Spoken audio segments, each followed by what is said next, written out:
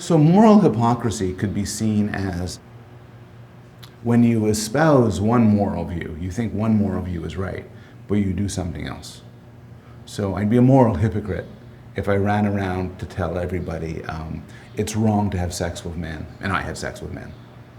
And in some way, looking at moral hypocrisy in children is interesting because in order to show moral hypocrisy, you have to have morality.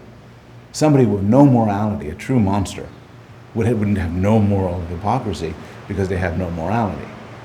And we do find moral hypocrisy in relatively young children.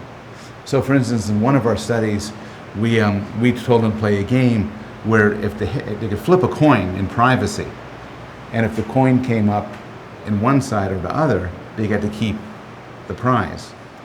And what we found was they wouldn't just take the prize, even though nobody was looking, but they would keep flipping the coin until they got the desired outcome. It's as if they knew the right thing to do was to get a heads on the tail, but they wanted the prize badly enough that they were willing to twist things so as to get it. I do my baby research actually in collaboration with my wife and my colleague Karen Wynn. And these studies take place in the Yale Infant Cognition Center, which Karen runs. And so we do all of our baby studies there. And most of our baby studies look at moral feelings in babies, moral judgments in babies. And whenever I tell people that, they say, how in the world can you test moral judgments in babies? It's not easy, but there are some different ways which we and other investigators have found to do it. So one way is to show babies different plays.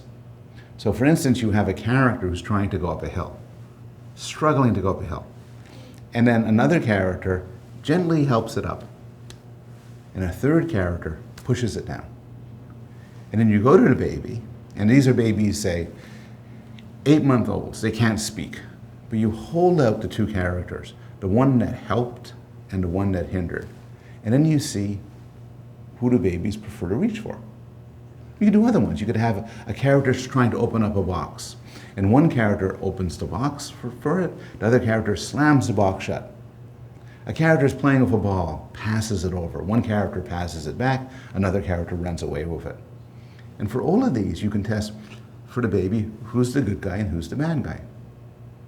Then you could do more subtle things. So you could say, who does the baby want to reward, to give a treat to? Who does the baby want to punish by taking away a treat from? What if you have a good guy and then you have another character associate with the good guy? Do babies think that the friend of the good guy is more likely to be a good guy? And so those are the sort of experiments we do at the Yale Infant Lab as a way of getting a sense of babies' moral judgments.